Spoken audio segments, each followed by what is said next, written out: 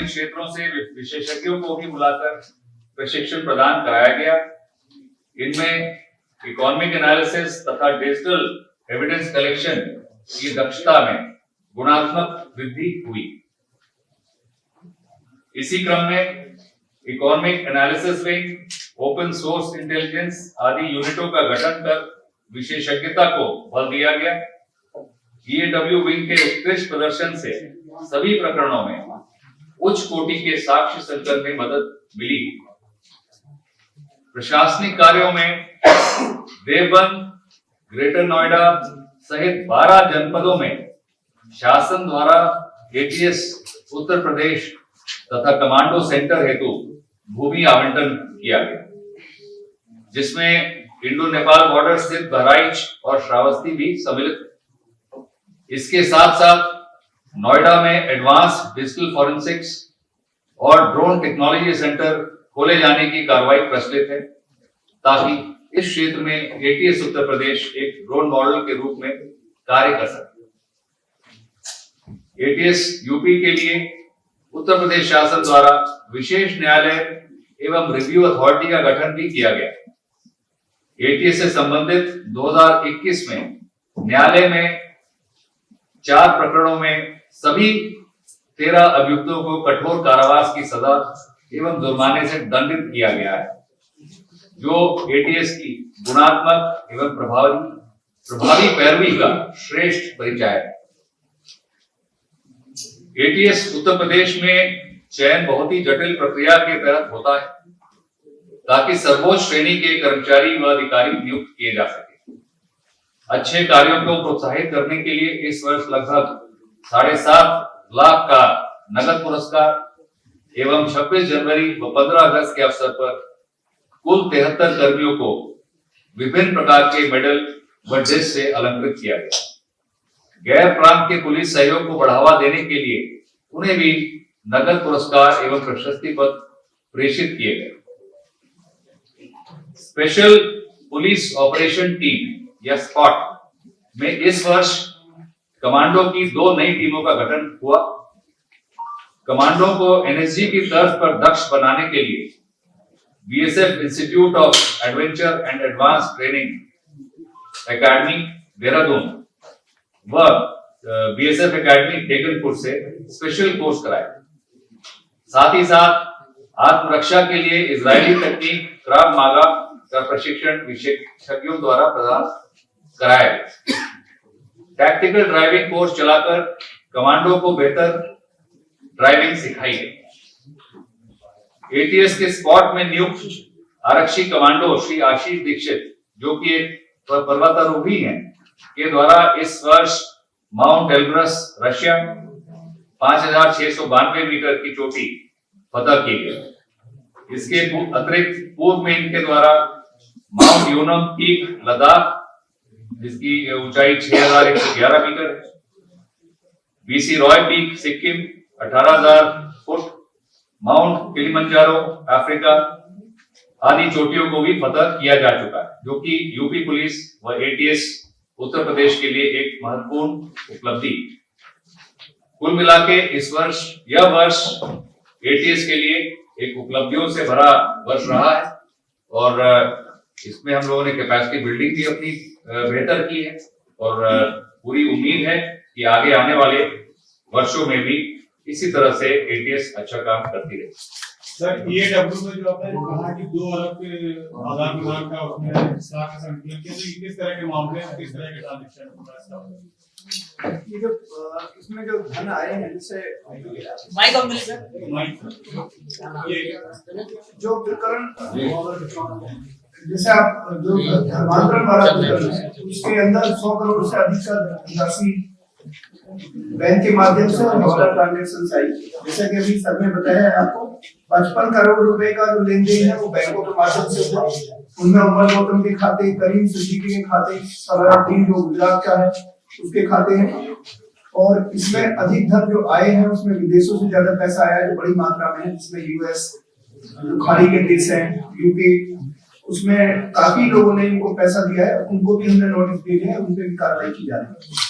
इसी तरीके से जो रोहिंग्या और बांग्लादेश के जो लोग हैं, देखने में जो गरीब लगते हैं, यकीन नहीं होता कि उनके एक एक अकाउंट के अंदर करोड़ों रुपया का लेन देन पाया गया। तो जो हमारी इकोनॉमिक एनालिसिस हुई है उसके द्वारा जो साक्ष्य संकलन किए गए वो आशातीत है, और मैं समझता हूँ कि एटीएस का जो सबसे मुख्य जो एविडेंस का जो बहुत बड़ा स्तंभ बना वो इकोनॉमिक एनालिसिस में बनी। ये रोहिंग्या और बांग्लादेश में कितना ट्रांजैक्शन का मिला है? जैसे अभी आपको एक ही केस का जो हमने लेटेस्ट किया है, अभी लगभग 1.5 महीने के एनालिसिस में 1.5 करोड़ रुपए के आसपास उस एक मामले में ही पैसा आया है। ये पैसा किस लिए आ रहा है? मतलब यहाँ से उनको फर्जी भारतीय आईडी बना के विदेश भेजने के लिए या कोई और काम?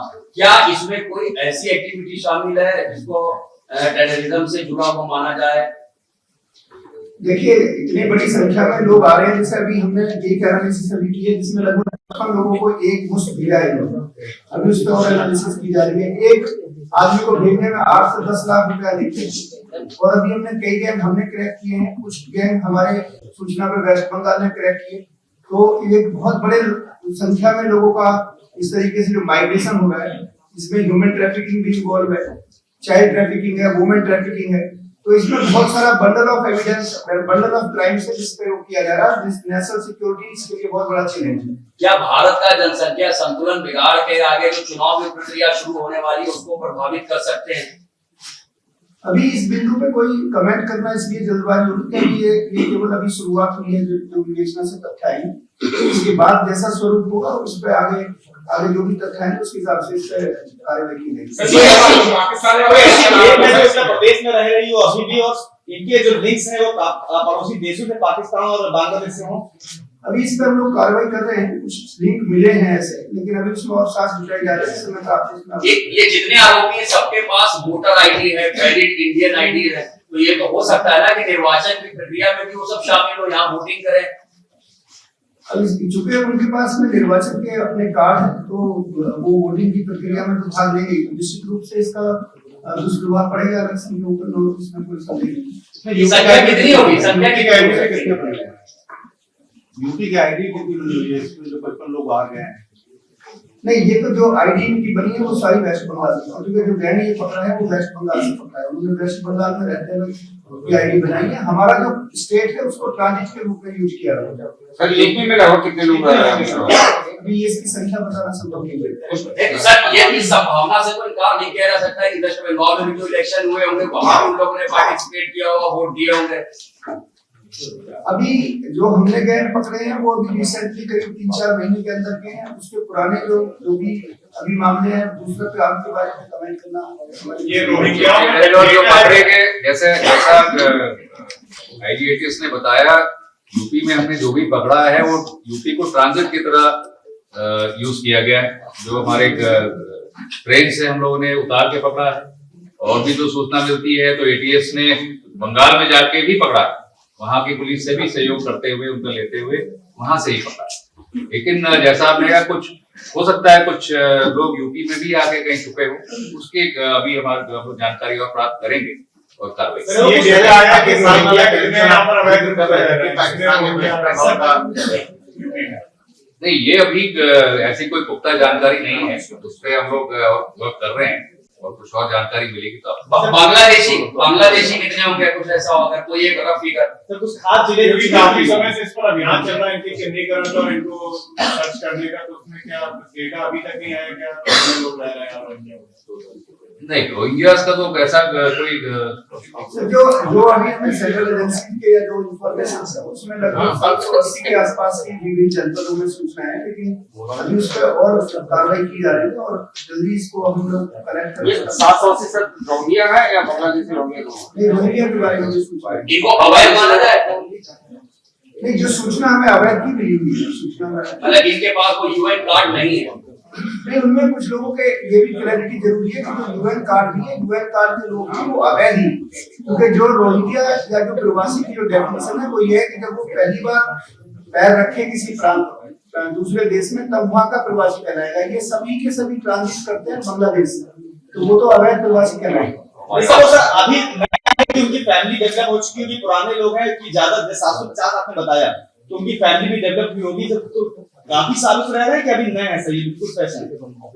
अभी इसमें काफी सूचनाएं इकट्ठी की जा रही है। जब पूरी सूचना के बाद ही सर ये ज्यादातर किन शहरों में किन इलाकों में किस कम्युनिटी में रहते हैं, कुछ इसके बारे में पता होगा?